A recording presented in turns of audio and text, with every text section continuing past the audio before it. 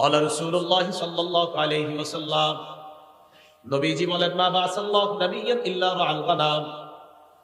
আল্লাহ পাক রব্বুল আলামিন এমন কোন নবী দুনিয়াতে পাঠান নাই যে নবী মেষ চড়ায় নাই, ছাগল চড়ায় নাই। যত নবী দুনিয়াতে পাঠাইছে সবাই মেষ চড়িয়েছে, ছাগল চড়িয়েছে। ক্বালা আসহাবুহু, সাহাবারা বললেন, ইয়া রাসূলুল্লাহ ওয়া আনতা, আপনিও কি মেষ চড়িয়েছেন?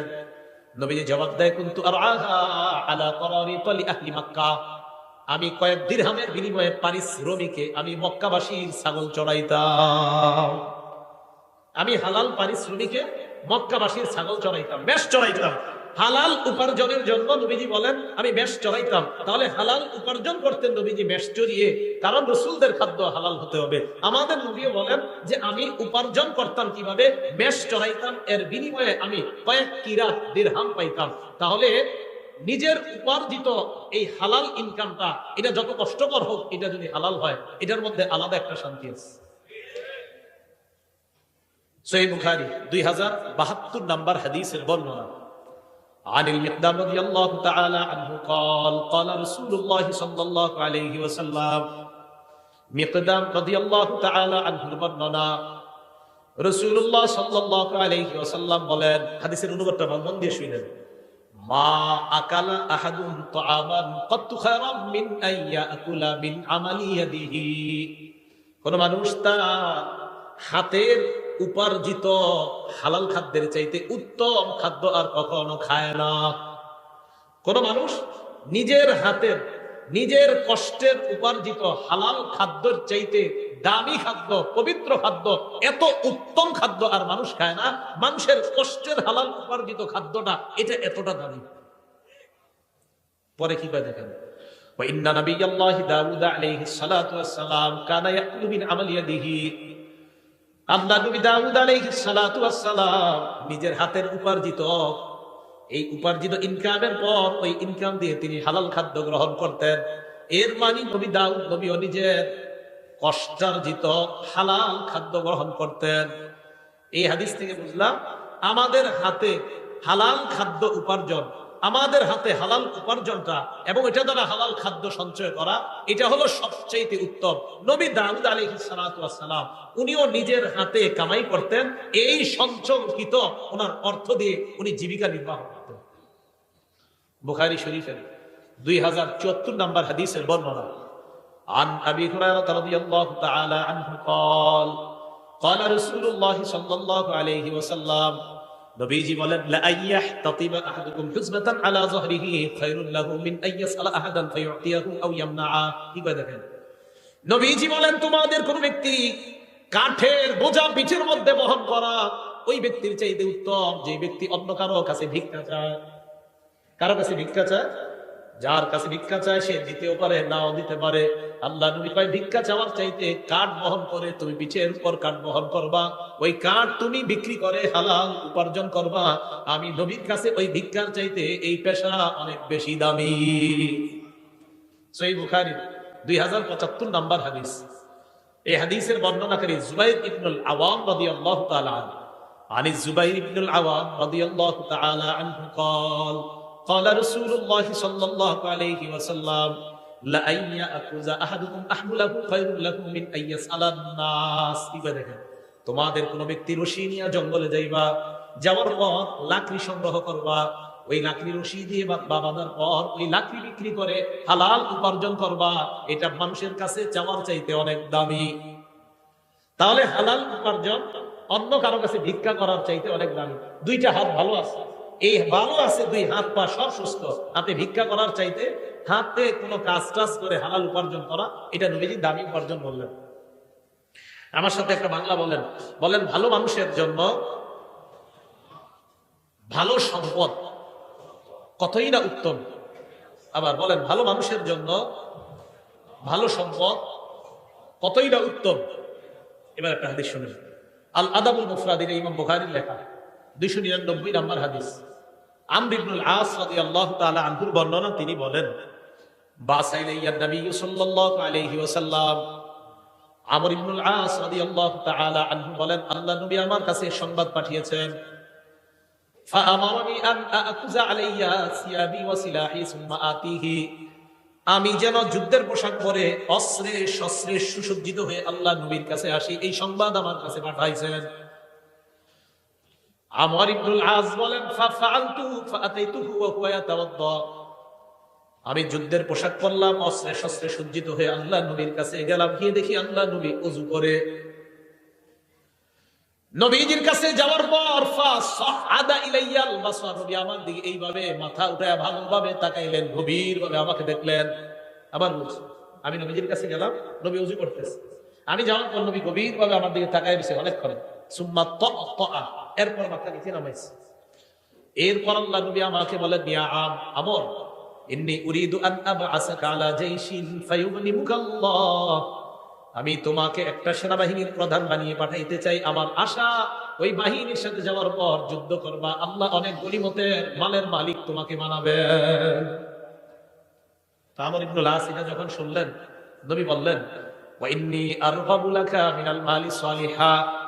আমার আশা তোমার যেন কিছু ভালো সম্পদ অর্জন হয়, এটা আমার আশা। আবার বুঝলেন, নবীজি বললেন, আমার আশা তোমার যেন কিছু ভালো মাল হয়, সম্পদ হয়, এটা আমার আশা। তাই তোমাকে আমি যুদ্ধে পাঠাইতেছি, এবং আমার আশা এই যুদ্ধে আল্লাহ তোমাকে অনেক নিয়ামত দান করবেন। আমর ইবনুল আস বললেন, ইয়া রাসূলুল্লাহ, মা আসলামতু রাগবাতান ফিল মাল। হুজুর, আমি তো সম্পদ অর্জন করার জন্য ইসলাম গ্রহণ করিনি। সুবহানাল্লাহ। ইন্নামা আসলামতু রাগবাতান ফিল ইসলাম, আমি ইসলাম গ্রহণ করেছি ইসলামের আকর্ষণে। ফাকুনু মা রাসূলিল্লাহি সাল্লাল্লাহু আলাইহি ওয়াসাল্লাম, আমার আশা আমি ইসলাম গ্রহণ করার পর আল্লাহ নবীর সাথে থাকতে পারবো, এই আশায় আমি মুসলমান হইলাম।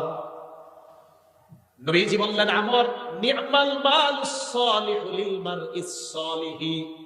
ভালো মানুষের জন্য ভালো সম্পদ কতই না উত্তম। সুবহানাল্লাহ। তুমি একজন ভালো মানুষ, তোমার জন্য ভালো সম্পদ হওয়া, এই ভালো মানুষের জন্য ভালো সম্পদ হওয়া কতই না উত্তম। তাহলে আমার কথা না, নবীজির কথা।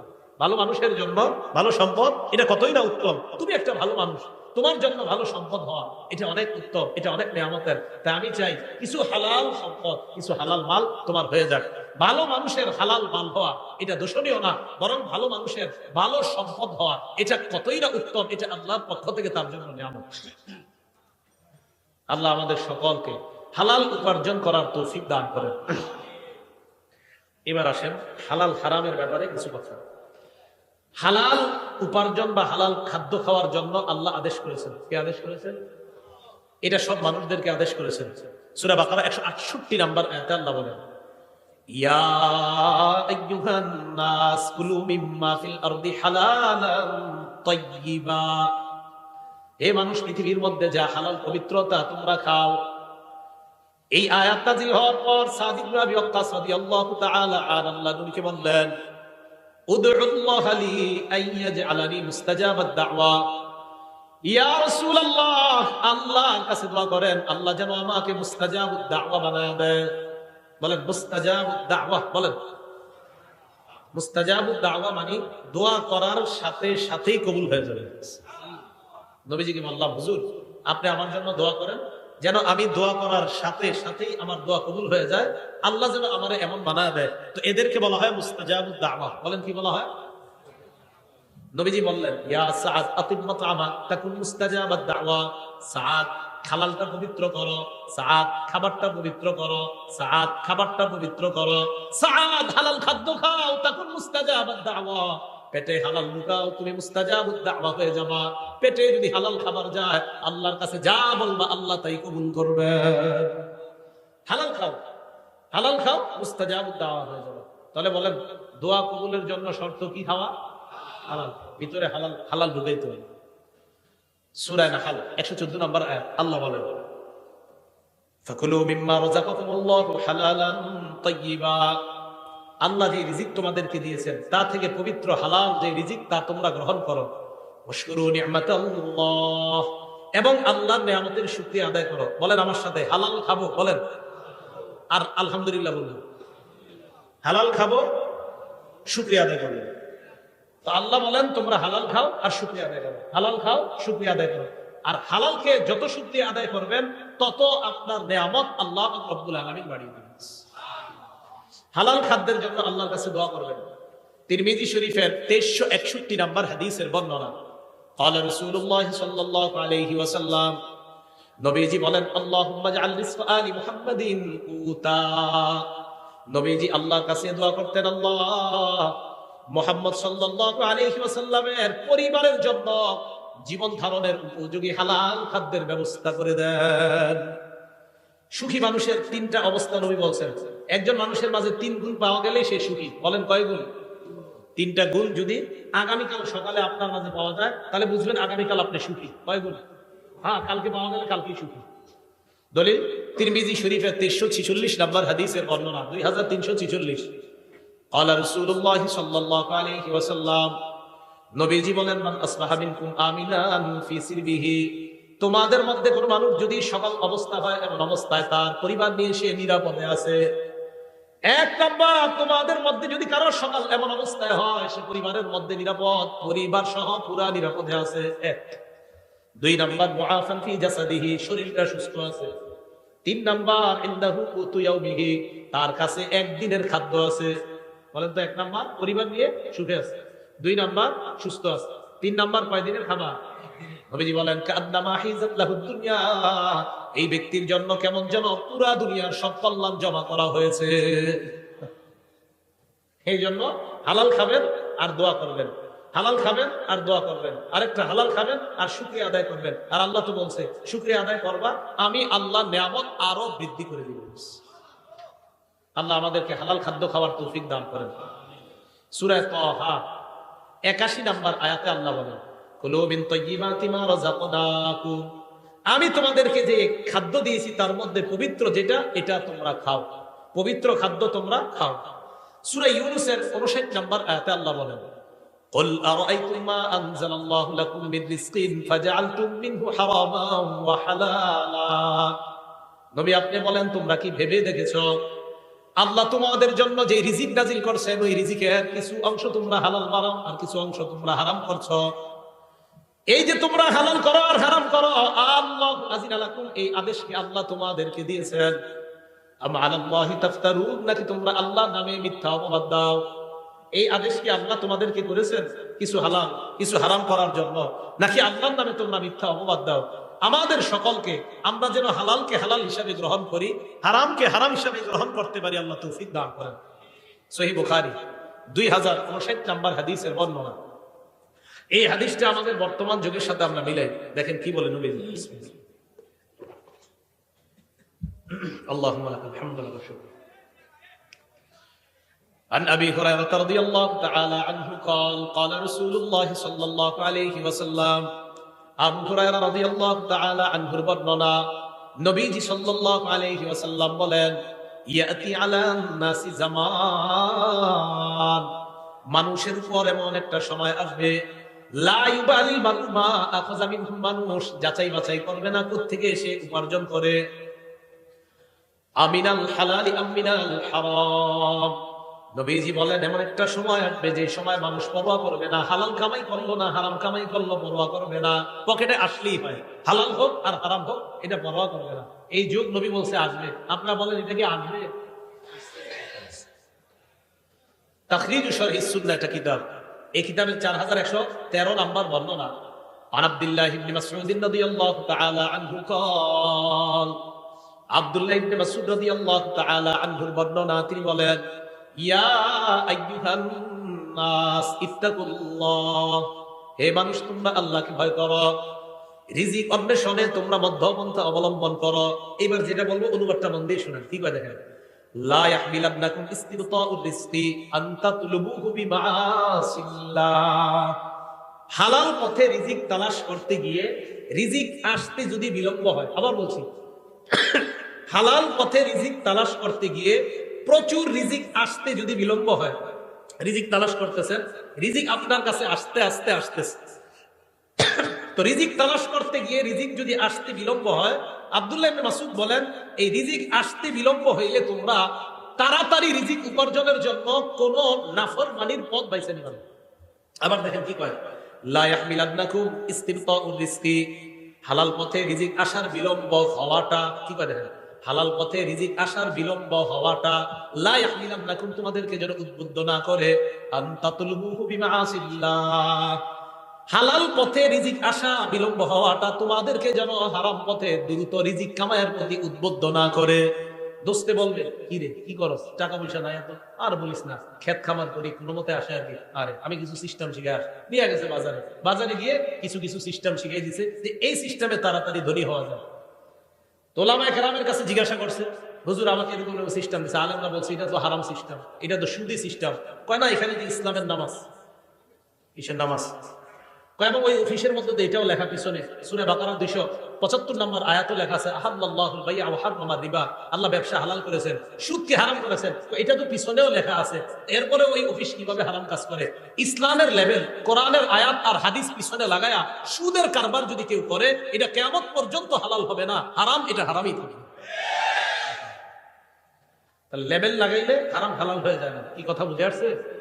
আচ্ছা, তিরমিজি শরীফের 2376 নম্বর হাদিসের বর্ণনা, হাদিসটা মন দিয়ে শুনেন। দুটি ক্ষুধার্ত নেকড়ে বাঘ একটি বকরির পালের মধ্যে পাঠায়া দিচ্ছেন। অনেকগুলা বকরির পালের মধ্যে দুটি ক্ষুধার্ত বাঘ পাঠায়া দিচ্ছেন। বকরি থাকবে না সব শেষ হবে? ক্বালা রাসূলুল্লাহ সাল্লাল্লাহু আলাইহি ওয়াসাল্লাম, নবীজি বলেন, মা জিবান জারিআন উরসিলা ফি গানামিন বিআফসাদা লাহা মিন হিরসিল মারই আলাল মালি ওয়াশ শারাফি লিদীনিহি। নবীজি বলেন, ক্ষুধার্ত দুইটা বাঘ বকরির পালের মধ্যে পাঠানোর পর এই ক্ষুধার্ত বাঘ বকরিগুলোর জন্য যতটা ক্ষতিকারক, এর চাইতে কোনো মানুষ সম্পদের লোভ আর মর্যাদার লোভ যদি করে, ওই মানুষের জন্য তার দিনের জন্য এর চাইতে বেশি ক্ষতিকারক। আবার বলছি, সম্পদের লোভ, মর্যাদার লোভ, দুইটা ক্ষুধার্ত নেকড়ে বাঘ বকরির পালের জন্য যতটা না ক্ষতিকারক, নবীজি বলেন সম্পদের লোভ আর মর্যাদার লোভ একটা মানুষের ধর্মের জন্য এর চাইতে বেশি ক্ষতিকারক। কেন? যে আমার সম্পদ দরকার, কি আমার 10 কোটি টাকা লাগবে, এটা হালাল পথে হোক আর হারাম পথে হোক সমস্যা নাই, লাগবে 10 কোটি। বলেন এটা কি তার ধর্ম ঠিক থাকলো না ক্ষতি হয়ে গেল? আবার মর্যাদা, ওই চেয়ারে আমাকে বসতে হবে, কিভাবে বসবো আমি জানি না, বসতেই হবে। বলেন এখন যদি অনৈতিক কোনো পথ বেছে নেয়, এটা কি তার মর্যাদা, তার ধর্মের জন্য এটা কি ঠিক থাকলো না ক্ষতিকারক হয়ে গেল? তাহলে মর্যাদা এবং সম্পদের লোভ, এই দুই লোভ মানুষের ধর্মের জন্য এতটা ক্ষতিকারক, যতটা না ক্ষতিকারক ক্ষুধার্ত নেকড়ে বাঘ বকরির জন্য এর চাইতে বেশি ক্ষতিকারক মানুষ সম্পদের লোভ অনৈতিক পন্থায় করা আর মর্যাদার লোভ অনৈতিক পন্থায় করলে তার চাইতে বেশি ক্ষতিকারক হয়। তিরমিজি শরীফ 2416 নম্বর হাদিসের বর্ণনা, ক্বালা রাসূলুল্লাহ সাল্লাল্লাহু আলাইহি ওয়াসাল্লাম, নবীজি বলেন, লা তাজুলু কদামা ইবনি আদম হাত্তা ইউসআলা আন খামস, বনি আদমের পা, দুই পা নড়বে না কিয়ামতের ময়দানে 5 প্রশ্ন করার আগ পর্যন্ত। বলেন কয় প্রশ্ন? 1 নাম্বার, আন উমরিহি ফিমা আফনা, জীবন কোন কাজে কাটাইছেন। 2 নাম্বার, আন শাবাবিহি ফিমা আবলা, যৌবন কোথায় নষ্ট করছেন। রাত 12টার পর দরজা লাগিয়ে মোবাইলটা সামনে নিয়ে যৌবন কি নষ্ট করেছেন কিনা, কিয়ামতের মাঠে এটা হিসাব দিতে হবে। 3 নাম্বার, ওয়ান মালিহি মিন আইনা ইকতাসাবা, এটা বুঝেন, সম্পদ কোন পথে কামাই করেছেন, হালাল পথে কিনা। 4 নাম্বার, ওয়াফিমা আনফাকা, কোথায় ব্যয় করেছেন, হালাল পথে কিনা, এই জায়গাটা একটু বুঝতে হবে। 3 নাম্বার, সম্পদ হালাল পথে কামাই করেছেন কিনা। 4 নাম্বার, হালাল পথে ব্যয় করেছেন কিনা। অনেকে মাশাআল্লাহ সম্পদ হালাল পথেই কামাই করে, করার পর এটা দিয়ে 58 ইঞ্চি একটা টেলিভিশন কিনে, তাহলে হালালটা লাগলো কোথায়? হারামে। তাহলে হালাল পন্থায় টাকা কামাইলেন আপনি, কামাই করার পর আপনি এবার এই হালাল টাকা দিয়া বিশাল বড় একটা স্ক্রিনের ব্যবস্থা করলেন সিনেমা দেখার জন্য, তাহলে টাকা কোথায় লাগাইলেন? এটা জবাব দিতে পারতে হবে। তো 3 নাম্বার, হালাল পথে কামাইছেন কিনা। 4 নাম্বার, হালাল পথে ব্যয় করেছেন কিনা। 5 নাম্বার, ওয়ান ইলমিহি ফিমা বিমাজা আমিলা ফিমা আলিমা, আপনি যা জানলেন সেই অনুযায়ী আমল করেছেন কিনা, এটা কিয়ামতের মাঠে জিজ্ঞাসা করা হবে। এই জায়গাটা একটু বুঝেন। একটু আগে আমি হালাল হারামের ওয়াজ করছি না, জোরে বলেন। সুদ কি? হালাল পন্থায় টাকা কামাই করে হারাম পথে ব্যয় করা, এটা কি জায়েজ না নাজায়েজ? এই যে আমার থেকে বিষয়টা জানলেন, একটা বিদ্যা জানলেন কিনা, জানার পরে যদি আপনি ঠিক মতো আমল না করেন, কিয়ামতের মাঠে এটা জবাবদিহিতা করতে হবে। 5 নাম্বার প্রশ্ন, তুমি যা জানলা ওই জানা অনুযায়ী আমল করছো কিনা। এই যে এতক্ষণ পর্যন্ত আপনি জানলেন হালাল কোনটা হারাম কোনটা, এখন আমার থেকে যে জানলেন তার মানে একটা বিদ্যা জেনে ফেললেন, এই বিদ্যা অনুযায়ী সঠিকভাবে আমল করছেন কিনা, এটা কিয়ামতের মাঠে আপনাকে জিজ্ঞাসিত হতে হবে। সুদ কি জানছেন? জোরে বলেন, সুদ কি? এটা কি জানছেন? খবর আছে? আল্লাহ বুঝার তৌফিক দান করেন। এখন আপনি সঠিক পথে চলার জন্য কি দরকার? আপনি যার সাথে চলাফেরা করবেন এই মানুষটা ভালো হতে হবে, বুঝলেন নাকি? যার সাথে চলবেন তিনি কি হতে হবে? তিরমিজি শরীফ 378 নম্বর হাদিস। ক্বালা রাসূলুল্লাহ সাল্লাল্লাহু আলাইহি ওয়াসাল্লাম, নবীজি বলেন, আর-রাজুলু আলা দীনি খালিলিহি ফালয়ানজুর আহাদুকুম মাইয়ু খালিল। নবীজি বলেন, মানুষ তার বন্ধুর রীতিনীতির অনুসারী হয়। তোমাদের প্রত্যেকে যেন চিন্তা করে কাকে বন্ধু বানাও। সুদখোরকে যদি বন্ধু বানান, আপনারা এটা সুদখোর বানাবে। বন্ধু কারে বানাইতেছেন এটা আপনি বুঝে শুনে বানাইতে হবে। মানুষ তার বন্ধু রীতিনীতির অনুসারী হয়, অতএব মানুষ যেন চিন্তা করে যে সে কাকে বন্ধু বানায়। আল্লাহ আমাদের জীবনে একজন প্রকৃত বন্ধু আল্লাহ আমাদেরকে ব্যবস্থা করে দেন। সহিহ বুখারীর একটা বর্ণনা শুনেন, 3842 নম্বর হাদিসের বর্ণনা। আবু বকর সিদ্দিক রাদিয়াল্লাহু তাআলা আনহুর এক আশ্চর্য ঘটনা। ওনার একজন গোলাম ছিল, আম্মাজান আয়েশা সিদ্দিকার বর্ণনা। কানা লি আবি বকর সিদ্দিক রাদিয়াল্লাহু তাআলা আনহু গুলাম কানা ইফরিদু লাহুল খরাজ। আবু বকর সিদ্দিক রাদিয়াল্লাহু তাআলা আনহুর একজন গোলাম, তিনি কর বের করতেন। আবু বকর সিদ্দিক রাদিয়াল্লাহু তাআলা আন এই কর যে বের করে আনতেন, এটা থেকে তিনি খাইতেন। একদিন এই গোলাম কি করছে, ফাজাআ বিশাইইন, একদিন কি জানি একটা নিয়ে আসছে। আনার পর আবু বকর সিদ্দিককে বললেন, এটা খান। আবু বকর সিদ্দিক এটা খাইলেন। খাওয়ার পর গোলাম বলে, আতাদরি মা হাযা, আপনি কি জানেন আপনি কি খাইছেন? কয় কেন, কি হইছে? কয় কুনতু তাকাখানতু ফিল জাহিলিয়া, আমি জাহিলি যুগে গণনা করতাম, ভাগ্য গণনা করতাম। কি গণনা করতাম? ভাগ্য। কয় মা উহসিনুল কাহানা ইল্লা আন্নী খাদাতুহু, আমি ভাগ্য গণনা কিছুই জানতাম না, হুদাই মানুষের ধোঁকা দিতাম। আমাদের দেশেও বিভিন্ন ওভারব্রিজের নিচে বিভিন্ন জায়গায় জায়গায় ভাগ্য গণনা করা হয়। হয়তো 100 জনের মধ্যে একজনকে একটা কইছে, এটা কোনো মতে লেগে গেছে, ওই একজনকে আরো 10,000 বোকা বানায় এখানে নিয়ে আসে। এগুলা মিথ্যা কথা। এদের কাছে যারা যাবে তাদের ইমানের মধ্যে খতরা এসে যাবে। ভাগ্য গণনা এগুলো বিশ্বাস করবেন না। তো উনি বলেন, আমি মানুষের ধোঁকা দিতাম, হুদাই আমি ভাগ্য গণনা করতে পারতাম না। তো কি হয়েছে? আমি যার ভাগ্য গণনা করছি জাহিলি যুগে, এরকম একজনের সাথে আমার দেখা হয়ে গেছে আজকে। উনি আমাকে এইগুলা দিছে, আমি আপনারে নিয়ে আসলাম আপনার কাছে। ওই ভাগ্য গণনার যে পারিশ্রমিক, এই পারিশ্রমিক আপনার কাছে আনছি, এটাই আপনি খাইছেন। আবু বকর সিদ্দিক কয়, সর্বনাশ। ফাআদখালা ইয়াদাহু, মুখে হাত ঢুকাইছে। ফাকাআ কুল্লা শাইইন ফি বাতনিহি, পেটে যা ছিল মুখে হাত ঢুকায়া সব বমি করে ফেলাই দিছে। সব বমি করে কি করছে? ফালাইয়া দিছে। তাহলে কি বোঝা গেল? হারাম ওনার পেটে ঢুকবে। আবু বকর সিদ্দিক রাদিয়াল্লাহু তাআলা আনহু এটা উনি সহ্য করলেন না, এটা উনি বরদাস্ত করলেন না। এই জন্য আমার আপনার চ্যালেঞ্জিং হলো হালাল গ্রহণ করা, হারাম থেকে বেঁচে থাকা। বলেন, কি গ্রহণ করা? হালাল গ্রহণ করা, হারাম থেকে বেঁচে থাকা। তাহলে আমরা হারাম থেকে বেঁচে থাকবো তো ইনশাআল্লাহ? হালাল খাদ্য গ্রহণ করবো তো ইনশাআল্লাহ? আজকে থেকে আমরা সুদী ভয়ঙ্কর, বর্তমানের সবচেয়ে ভয়ঙ্কর একটা অপরাধের নাম হলো হারাম খাওয়া। এই হারাম খাওয়ার মধ্যে একটা হারাম হলো সুদ খাওয়া। বলেন, কি খাওয়া? আল আদাবুল মুফরাদের 8 নম্বর হাদিস। একজন ব্যক্তি, বিখ্যাত ব্যক্তি, তাবিঈ, তার নাম কাইসালা ইবনে মাইয়াস। মনে থাকবেন, আমরা কাইসালা একটু মনে রাখলে চলবে, ইবনে মাইয়াস আর মনে রাখা দরকার নাই। কাইসালা ইবনে মাইয়াস তিনি বলেন, কুনতু মান নাজদাত, আমি যুদ্ধ বিগ্রহে থাকতাম। ওয়াকাদ আসাবতু যুনুবান লা আরাহা ইল্লা মিনাল কাবাইর, আমি কিছু গুনাহ করছি, এই গুনাহগুলো আমার কাছে কবিরা গুনাহ মনে হচ্ছে।